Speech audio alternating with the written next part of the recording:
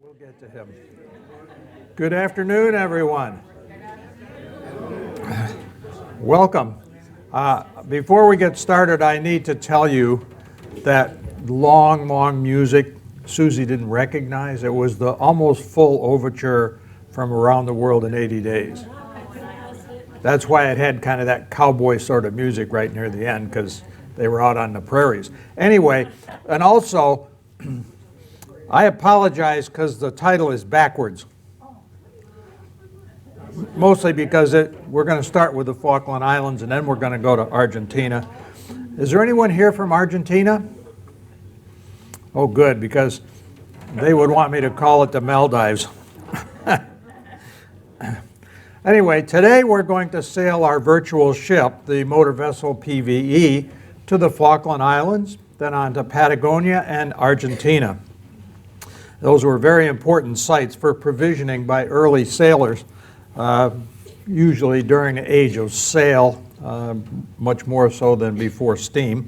Anyway, the Falkland Islands are 1,000 miles north of Antarctica and less than 300 miles east of the mainland of Argentina. And the islands themselves have a coastline that's estimated somewhere around 800 miles. There are two main islands, East and West Falkland. Now, isn't that unique? There's several smaller ones. Total land area is 4,700 square miles, and that makes it slightly smaller than the country of Northern Ireland. Virtually the entire land area here is used for sheep farming. Englishman John Davis first visited the Falkland Islands in 1592. 2 years later, Richard Hawkins arrived, combining his own name with that of the kind of title, I guess you would, of Queen Elizabeth I, the Virgin Queen. He named the island Hawkins Maiden Land. I bet the Queen loved that. In 1690, Captain John Strong was driven off course by contrary winds.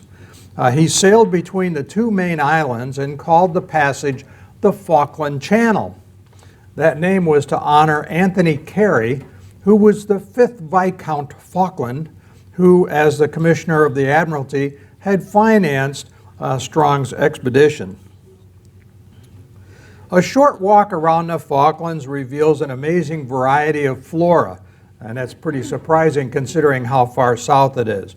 There's about 345 native and naturalized plant species, and 6 hybrids have been recorded there.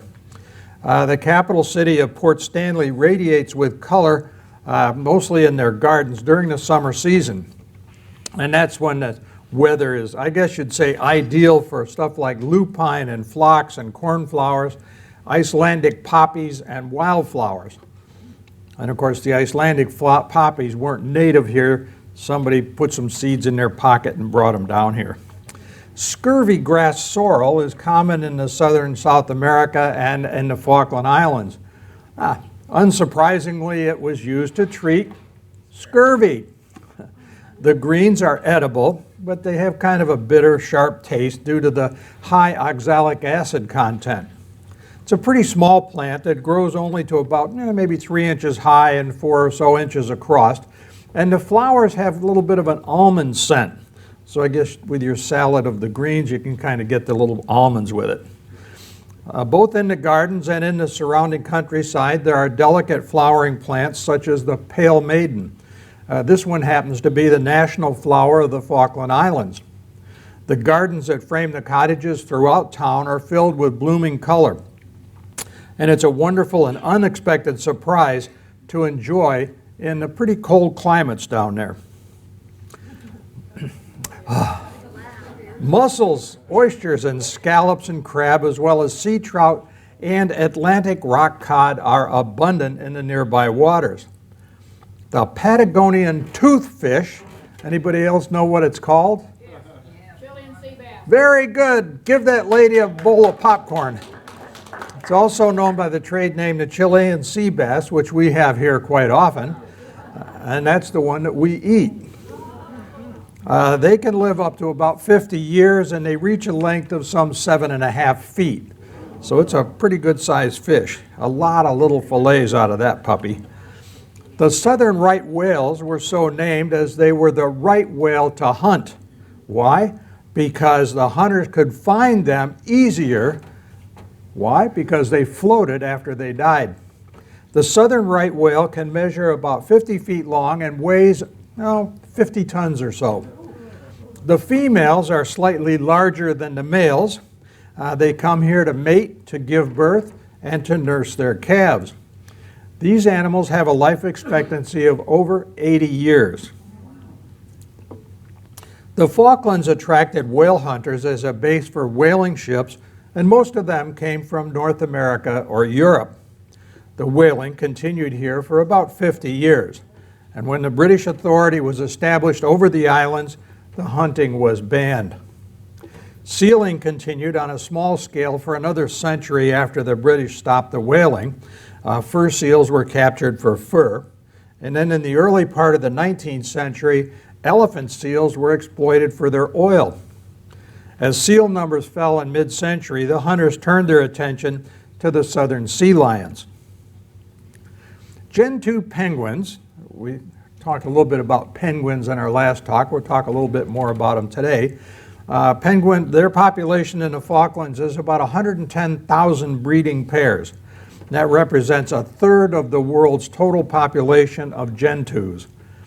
They nest in colonies adjacent to sandy beaches in more than 80 locations around the islands. The female will lay 2 eggs in late October, and the chicks fledge or lose their baby feathers after about 14 weeks. The colonies use kind of a daycare system, if you will, where all of the adult penguins will look after all of the young. That permits a fledgling to kind of wander around throughout the colony with a pretty well reduced risk of predation from other animals. The other species found in the Falklands include the rockhopper, the king, and the macaroni penguin. No matter which penguin colony, there are always parents sitting on an egg, a fluffball nestling, or some juveniles running around trying to get ready to go fishing on their own. Gypsy Cove, known for its Magellanic penguins, is about 4 miles from Port Stanley. The Magellanic penguins mate for life, and they use the same burrows year after year. The teenagers, though, are very, very curious as to new things in their environment. They came right over to Susie. Now you can see that green rope there? That green rope that you can see in that picture is a barrier. And that barrier is put there by the naturalists and the guides on the island, and it says to the humans, don't go across that barrier because then you're impinging on the penguins' territory. Nobody told the penguins about that barrier. Anyway, Susie did her best Sally Field interpretation of, they like me, they really, really like me. But that was just because she was sitting in penguin droppings. And she was kind of short compared to the other humans that were standing around, and she smelled like them. But into such beauty, eventually troubles arose over some territorial disputes. Now listen now while the tale slowly builds. Spain was the original colonizing nation of the Falklands and Argentina beginning back in the 1500s. They named the islands the Malvinas. In 1766, Port Edgmont on Sanders Island was founded by British Captain John McBride. 10 years later, the United Kingdom left behind a plaque asserting her claims on the Falkland Islands. Now, they withdrew for economic reasons. There wasn't any reason for them to stay there. In 1824, Spain also left behind a plaque reasserting their claims to the island. In 1789, British forces returned and informed an Argentine commander that they intended to reassert British sovereignty. The Royal Navy built a small base at Port Stanley, and it was named after Lord Edward Smith Stanley, the British Secretary of State for War and the Colonies of the time. The islands became a strategic point for navigation around Cape Horn. Work on the city of Port Stanley ultimately began in 1843, and that became the capital 2 years later. The presence of a cathedral makes tiny Port Stanley a city, if you will. The claim is that the Anglican Cathedral in Port Stanley is the most southern, but that's contested by the people at Ushuaia, Argentina. The people in Ushuaia are technically correct, as their Roman Catholic cathedral is farther south by over 200 miles. In 1847 alone, there were some 777 ships that stopped at Port Stanley. The importance of the Falkland Islands to vessels in the southern waters just couldn't be overstated. There was a dramatic increase in the number of ships that visited there during the California Gold Rush. Of course, there was no Panama Canal, so you had to find some place to get provisions on your way around Cape Horn. And that led up to a boom in ship provisioning and repair work on the islands. Ships were often battered by severe weather as they attempted to round Cape Horn. Many ships were condemned as unseaworthy, kind of like that one.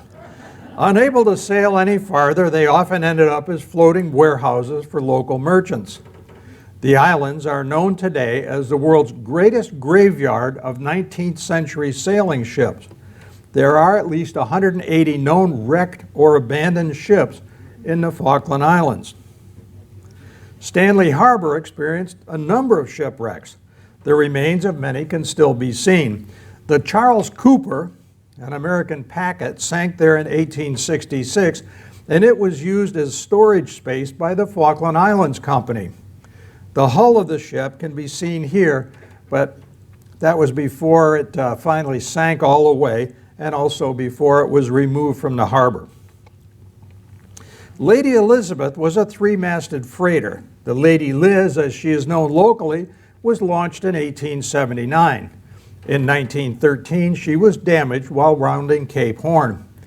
She limped into Stanley for repairs, but because of the high cost, they were never carried out. Now, I ask you, wouldn't a coat of paint, a little fresh bright work, and some nice rigging make that a wonderful opportunity to use for next year's cruise? Shown here is the 1914 Battle of the Falklands Memorial. It commemorates a naval action between the British and German fleets at the Falkland Islands during the First World War. The British victory at the Falklands was particularly sweet. The commerce raiding by warships of the German Marine was effectively ended. While numerous soldiers were killed on both sides, more importantly, 215 German sailors were taken prisoner. In 1919, the Falkland Island Volunteers stood down and were subsequently renamed the Falkland Islands Defense Force, or FIDF. The FIDF was mobilized again during the Second World War. They manned defensive outposts around the island and raised a mounted rifles unit. World War II saw 33 men arrive from Argentina in a group that was called the Tibaras Highlanders. Gathered from the Anglo-Argentine community back on the mainland, they were supposed to defend the islands from a German attack. During the war, about 150 islanders joined the British Armed Forces, and 25 of them were killed in action. After the war, the presence of Royal Marines as a part of the island's defense led to the FIDF adapting the Royal Marine dress and drill styles. In 1966, members of an Argentine extremist group invaded the Falklands. They landed an old DC-4 on the Stanley Racecourse, and they called their action Operation Condor. They took 4 of the islanders hostage. The good old FIDF, alongside the Royal Marines, contained the situation, and the invaders surrendered without casualties. Following this, the FDIF remained on heightened alert. I'm not sure what they were heightened over, but they were heightened. Now, the Falklands War was a 10-week undeclared war between Argentina and the United Kingdom. It was over two British dependent territories in the South Atlantic, the Falkland Islands and its territorial dependency, South Georgia, as well as the South Sandwich Islands. In 1982, Argentina invaded the Falkland Islands and other British territories in the South Atlantic. Britain sent an expeditionary force to retake the islands, and that led to the Falklands War, also known as the Iron Maiden or Margaret Thatcher's War. The foreign campaign lasted until Argentina surrendered about 10 weeks later, and just under 1,000 people total lost their lives. Now, just to kind of set the scene, in late 1981, General Leopoldo Galtieri assumed the role of President of Argentina. He was the one that wanted to invade the Falkland Islands to dislodge the British. The islands had been claimed by Argentina as the Islas Malvinas for about a century and a half. However, Galtieri underestimated the determined response of the British Prime Minister, Margaret Thatcher. After only 74 days, Argentina's ill-trained, poorly motivated, and mostly teenaged soldiers surrendered. But the will of Britain had prevailed, and the islands remained British territory. In the United Kingdom, the government of Prime Minister Margaret Thatcher was bolstered. Today, Falkland Islanders rarely mention Argentina, but the islanders still clandestinely use the term the Malvinas Islands. While Government House was erected back in 1845, it's still the home of the governor of the islands, and many will recognize it as the site of the main conflict on the night of the Argentine invasion. Unfortunately, of 80% of the landmines placed during the war that are still hidden somewhere on the sandy beaches, that means there's about 16,000 mines still out there someplace. Most of them are considered secure in clearly marked and fenced off areas. Of course, nobody tells the penguins about where those mines are because they walk through the minefields like there's nobody's business. For a donation, you can buy a Beware of the Mines sign at the Military Mine Disposal Office. And you can also get a map of the minefields. Anyway, they're still having some problems down there. In 2004, the president of Argentina insisted that the islands became part of Argentina. In 2007, the British Prime Minister said there would be no future talks over the sovereignty of the Falkland Islands. They, quote, belong to the United Kingdom, unquote. An English company, which was dedicated to exploring for oil and gas in the North Falkland Basin, began drilling there in 2010. Argentina went to the United Nations to protest. So you can see the squabble's not done, and it will continue. The whalebone arch that's on the island is made from 4 blue whale jaw bones. It was erected as a gift to the community commemorating a century of continuous British government. Today, Port Stanley is home to the majority of the island's residents. That's 2,000 out of a total population of about 2,500. Now, tourism is a big deal down there, but in addition to that, fishing contributes the bulk of the wealth for the island's economy. The government sells licenses to foreign trawlers who want to operate within the Falkland Islands exclusive fishing zone. And those license fees bring in more than $40 million a year.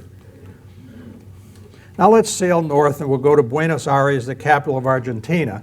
But before we go, we'll be traveling along the Patagonian coast. And that name comes from the word Patagon. It was used by Magellan way back in 1520 to describe the native tribes of the region. His expedition thought they were giants.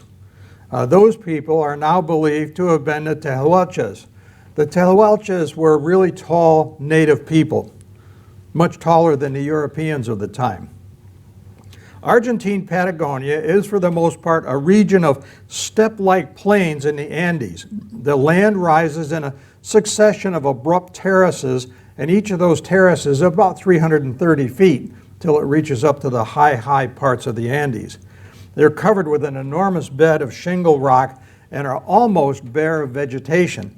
Only the very lowest levels have vegetation on them.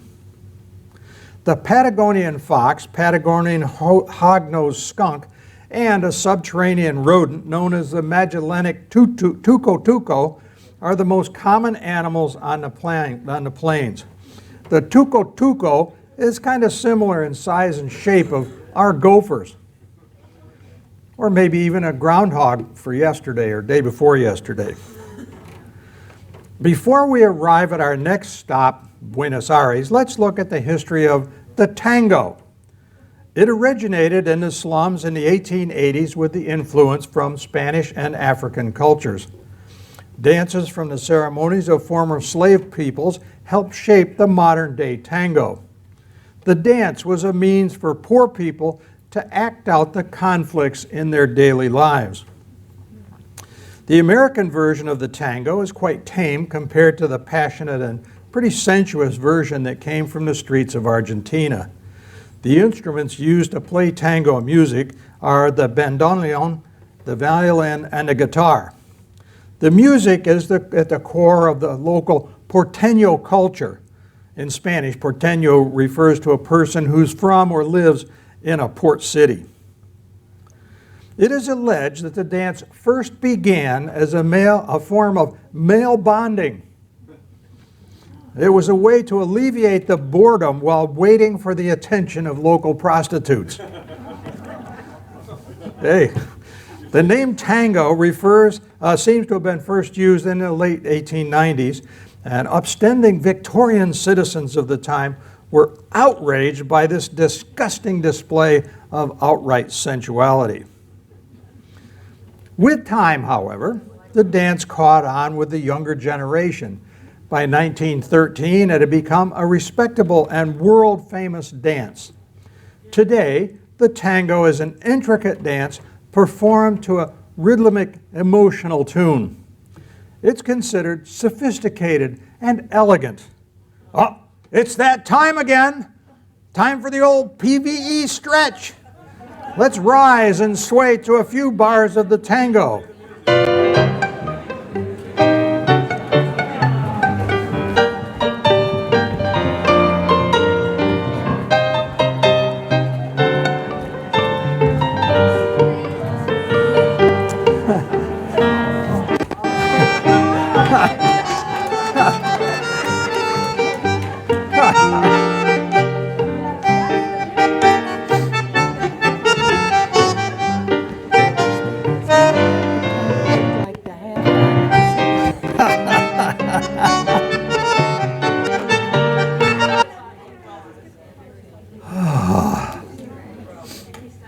How's everybody feel rejuvenated and ready to roll on? Good. Can somebody get me up off the floor? As we sail on to Buenos Aires, we learn that Argentina is known as the land of 6 continents because it's so diverse and it has a very varied climate and geography. And shown on this is a climate map where you can see there's many different temperate zones.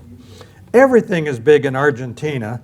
The land is almost the size of India, and the famous Iguazu waterfall consists of about 275 cataracts along less than 2 miles of the Iguazu River, and that was a result of a series of volcanic eruptions. Some of the individual falls here are about 269 feet high. That's taller than Niagara Falls, and the falls themselves are nearly 4 times as wide. They're a UNESCO World Natural Heritage Site. The Devil's Throat sits in the middle of the falls. It actually is, I don't know if they put a spike out there or what, but it represents the border between Argentina and Brazil. And the mist from this throat rises anywhere from 98 to about 492 feet up into the air. It's a pretty impressive place. The Glaciers National Park is a World Heritage Site as well.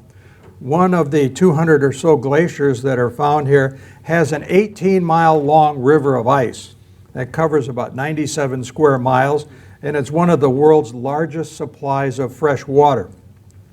Now, a huge piece of the face of this glacier broke off in 2006 as about 10,000 visitors to the face of the glacier and millions on television watched worldwide. 2 years later, in midwinter, it ruptured again.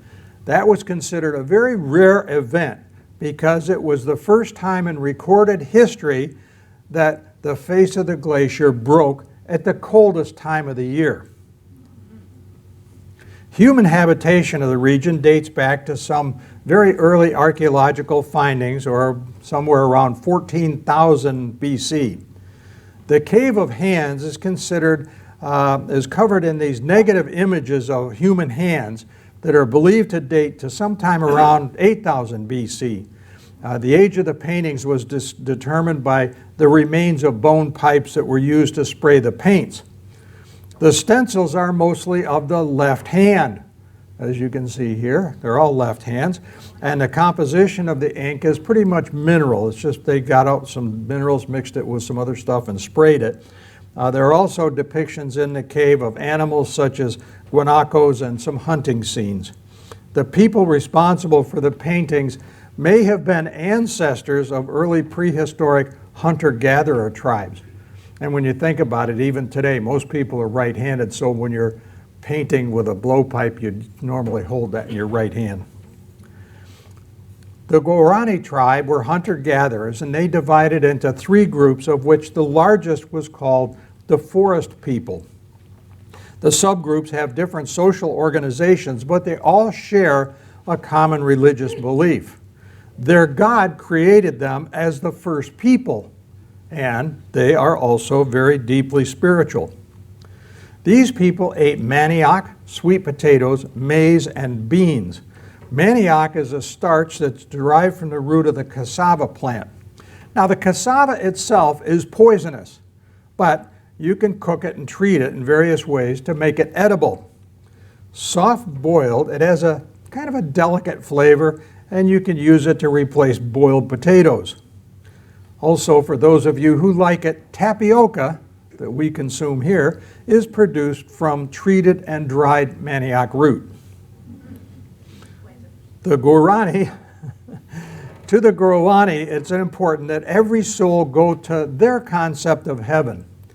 When European invaders occupied their land, the Guarani felt that their God had been offended. They lost much of their land to the intruders, and they could no longer sustain their traditional hunter-gatherer lifestyles. As a result, they now live mostly in reservations and are supported mostly by tourism. The Tehuelche were a very early people in the southern part of Argentina. Their history goes back over 9,000 years. They were also hunter-gatherers who moved in search of food. During the winter, they lived in the lowlands. In the summer, they moved up to the central highlands of Patagonia and even up into the Andes Mountains. They attributed their creation to an ever-existing being who was surrounded by dense and obscure clouds when the sky and the sea meet. Since their God was very lonely, he, or she, I guess, burst into tears and cried for a very long time. Those tears formed the primitive seas. Early European explorers told stories about the Patagons, a race of giants in South America. It's believed that they were based on these people who were very tall, 6 feet plus in height. The people were among the first to be contacted by the Europeans after they arrived in South America around 500 years ago. Navigators such as Amerigo Vespucci possibly reached the area in 1497, but they failed to accurately describe the main geographical features of the region. They only talked about the people. After Magellan in 1500, other Spaniards were drawn by rumors of silver to explore Argentina. The new territory was named Argentum. That's Latin for silver. Just 26 years later, Englishman Sebastian Cabot optimistically named the local river the Rio de la Plata, or River of Silver. The first real attempt to establish a permanent settlement was made by Pedro de Mendoza in 1536. He landed at present-day Buenos Aires, and he named the outpost Puerto Nuestra Señora Santa Maria del Buen Air, or Port of Our Lady St. Mary of the Good Wind. Within 4 years, Mendoza fled back to Spain without any silver or other riches after the natives attacked him and his followers. Northeast Argentina was occupied by Jesuit missionaries, and then beginning about 1607, those priests had established some 30 missions, including this well-preserved San Ignacio Mini. They settled the Guarani tribes in all of these little villages. There were as many as 100,000 indigenous people that lived in the settlements. Well, wary of the Jesuits' growing wealth and power, the Spanish crown decided it was time to remove them from the region and expelled them in 1767. By the end of the 18th century, Argentine-born colonists became increasingly dissatisfied and impatient with Spanish authority. The locals played a major role in the expulsion of British troops from Buenos Aires and then started work on the Spanish. And with that, they had a renewed confidence in their ability to gain independence. The legendary gauchos of the Pampas emerged. They caught, tamed, and used horses to capture cattle. Beef was abundant, but the value of the cattle was not in the meat. It was in the hides and in the fat that was used to make tallow. The first gauchos were mostly mestizos. That's a mixture of Spanish and Native American stock. They are the South American equivalent of North America's cowboy, and they hunted wild cattle and horses. The primary reputation of the gaucho was that of a horseman. Almost all of his daily chores, from bathing to hunting, were conducted atop his steed. Now, I wonder where that shower fixture was for taking that bathing. That must have been a tough chore. The gauchos exchanged cattle for tobacco and a tea called mate. Yerba mate is a plant that's an evergreen shrub that's related to holly. The leaves are dried and then they're mixed with hot water in a gourd that's often decorated with silver. The people drink tea through a bombilla. That's a straw with a little strainer on the end of it, and it's made of silver. The gauchos were said to be so addicted to the tea that they would rather go without their beef. They had plenty of time on their hands, and much of this was spent drinking, gambling, and in their third most favorite pastime, knife fights. The flag of Argentina was created during the War of Independence in 1812. The colors symbolize the blue sky opening to reveal white clouds. This was said to have occurred during the liberation demonstrations in 1810. The Son of May was added to the flag 2 years later. Now, the original flag of Argentina, the very first one, is now in a museum in Bolivia, and it's been there for pretty close to 200 years. The Bolivians refused to send it back to Argentina, saying simply, "There is no need. We're all one." In other words, get lost. We're going to keep it. Argentine independence was declared in 1816, but in spite of the success in the war against Spain, the provinces were united in name only. Local strongmen called the Caudillos rose to power. Now, the Caudillos were political military leaders with authoritarian power. In the first half of the 19th century, Juan Manuel de Rosas came to prominence in Buenos Aires. He created a ruthless police force and institutionalized terror and torture. In 1852, Justo José de Urquiza forced Rosas from power and became the country's first president. 27 years later, a ruthless campaign to exterminate the indigenous people took place, and that was known as the Conquista de Desierto, or Conquest of the Desert. Puerto Madryn, Argentina, is in the northern end of Patagonia. city was founded in 1865 when some 150 Welsh arrived on board the ship the Mimosa.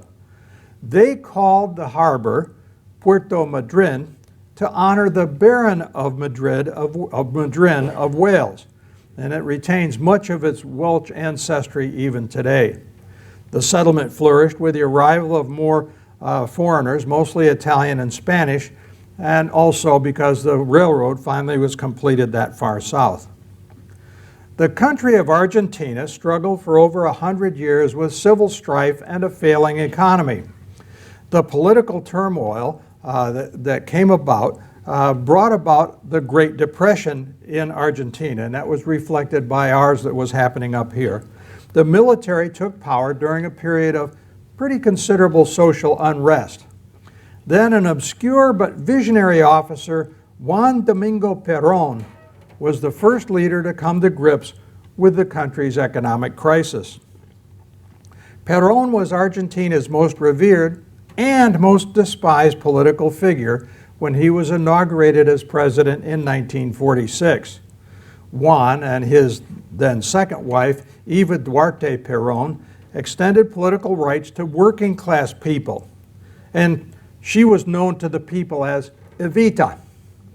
They secured voting rights for women and made university education available to all who qualified.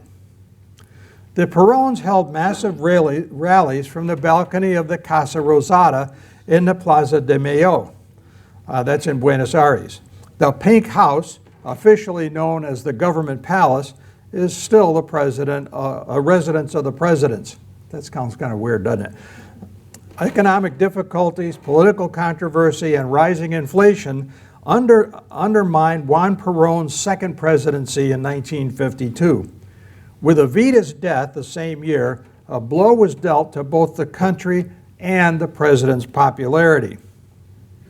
Celebrated in Andrew Lloyd Webber's hit musical Evita, Argentina's First Lady, Eva Perón, died in 1952. Juan Perón planned to have her body preserved for display in a glass-encased national monument that was inspired by Lenin's tomb in Moscow. At her death, Evita weighed only 80 pounds. The embalming process took over a year. However, those plans were interrupted by a military coup that drove Perón out of the country. The new regime moved Evita's body to a secret location. For 16 years, Evita was considered lost. The body was later shipped to Milan, Italy, where Evita Perón was buried under an assumed name.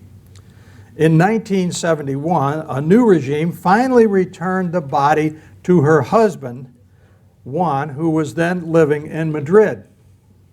Her corpse was hidden in various locations, including inside a piece of furniture.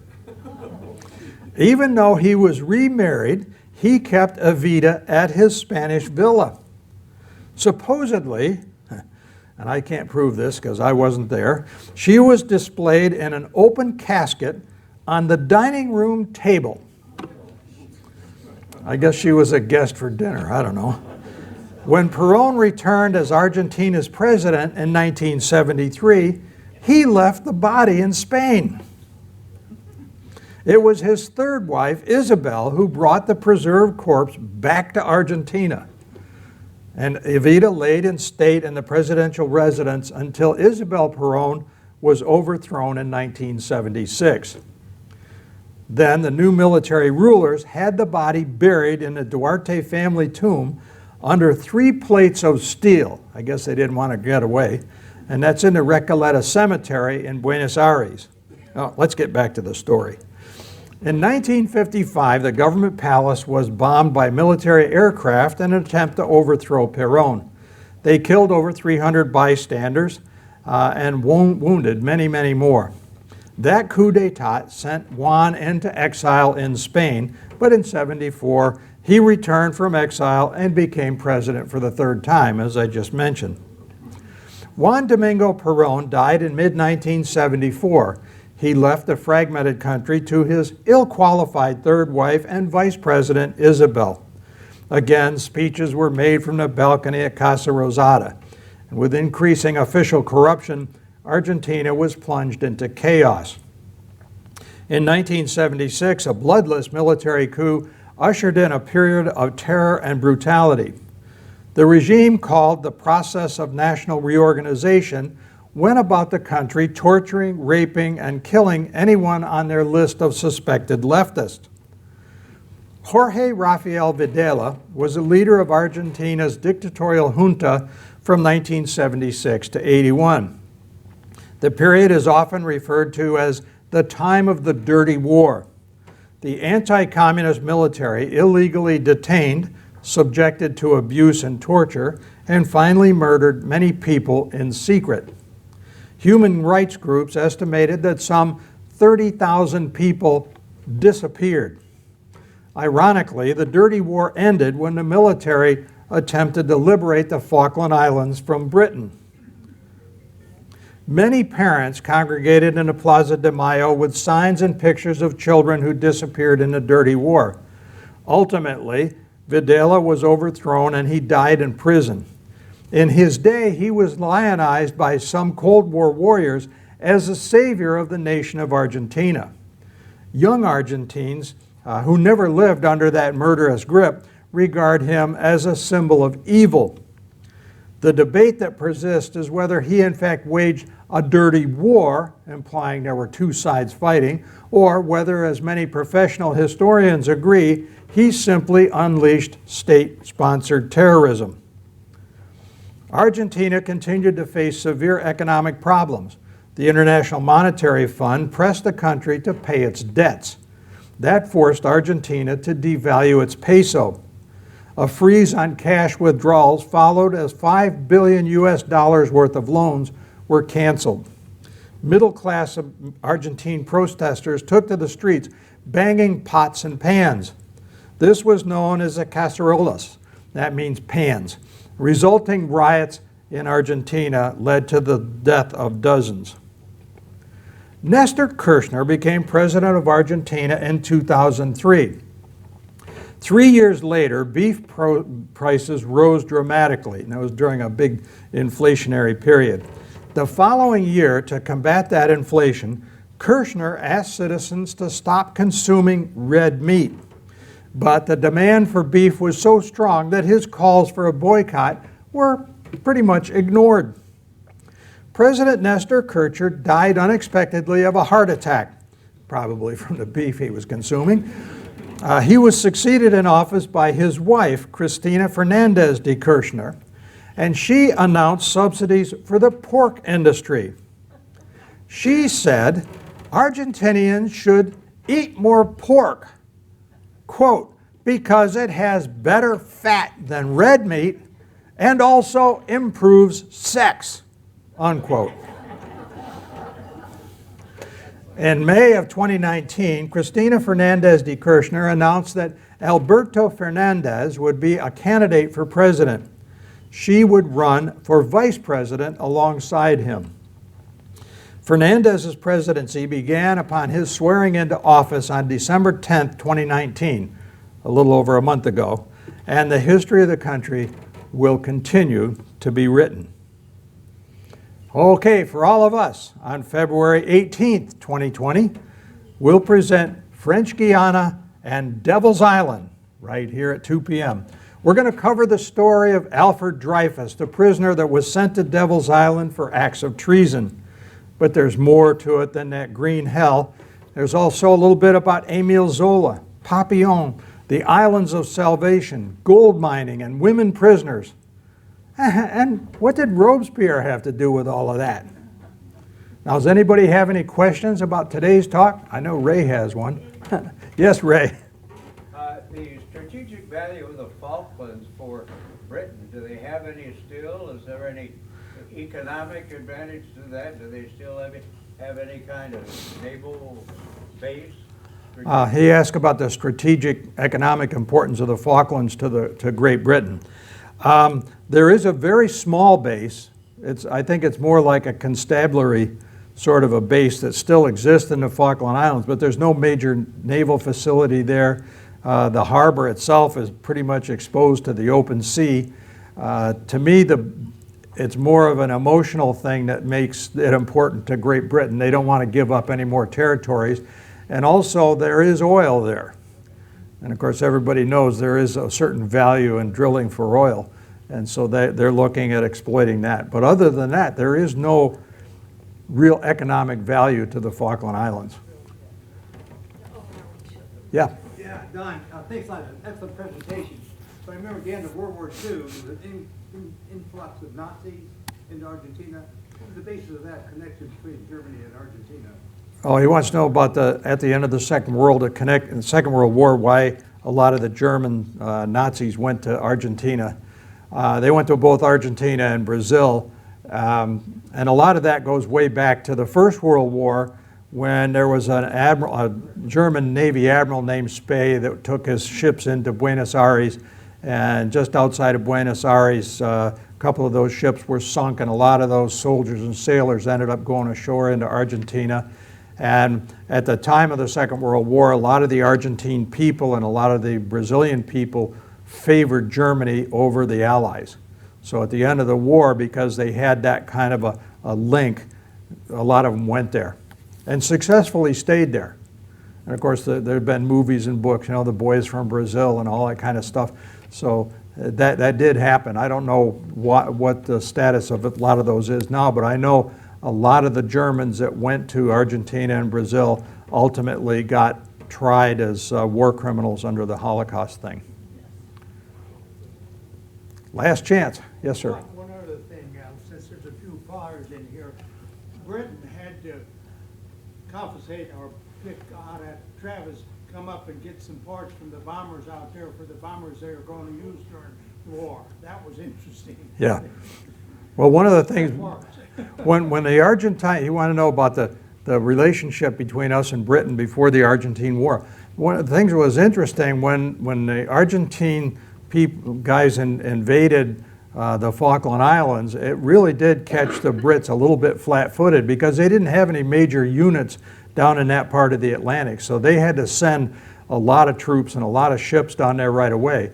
And one of the problems they also had was their long-range aircraft needed parts, needed supplies, and they didn't have them staged any place where they could make use of them.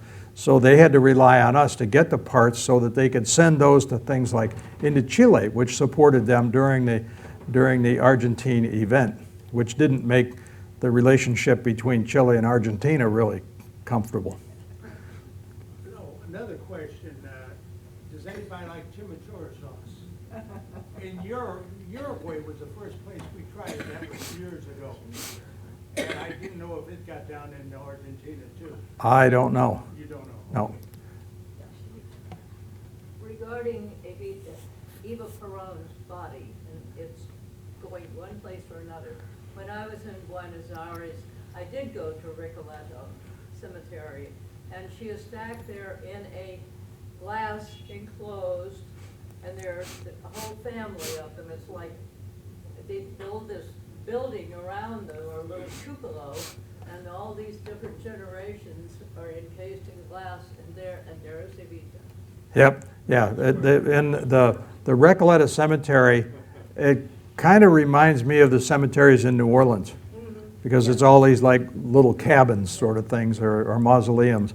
And Evita's in there, but they've got her set up where there's iron bars over her and all that kind of stuff, again, because I don't think they want her to get away. John. You might comment on why cruise ships do not go from the Falklands into Argentina. He wants to know why the cruise ships don't go from the Falklands to Argentina. I think you might mention it. Well, actually, we were on a cruise ship. We went from Falklands into Argentina, but you have to be really careful when you go ashore from that cruise ship, not to say that, well, you know, we just had a great time in the Falkland Islands, because in the harbor there's these kind of big signs that say, you know, we're going to take the Malvinas back. I mean, it's still a very sensitive subject between among the Argentine people. They don't like the fact that the islands haven't been returned to them. Well, the cruise ships are all stopped now in Uruguay en route. So Yeah, they stop. Most of them will stop in Uruguay, and then you go, basically you go across the harbor mouth from Uruguay to Argentina, so it's not a really big deal. When we went from the Falklands right to Buenos Aires, and then we went to Uruguay. But it's still a touchy issue for them. All righty, well, oh yeah, one more. Yeah, Don, going back to the Falkland Islands, what's the source of fresh water of a small place like that? He wants to know about what's the source of fresh water. Rain, snow, melting ice. I mean, it rains a lot there. I mean, you go there on a nice day, it's going to be raining. I mean, that's just the way it is because of where it's located. So almost everything comes from rainfall and from melting snow. They don't use desalination. There's not that many people. I mean, 2,500 people. A big cruise ship pulls in, they got more people than the island has. And the ship has more water. Okay, well, thank you very much. Have a great evening. See you next time.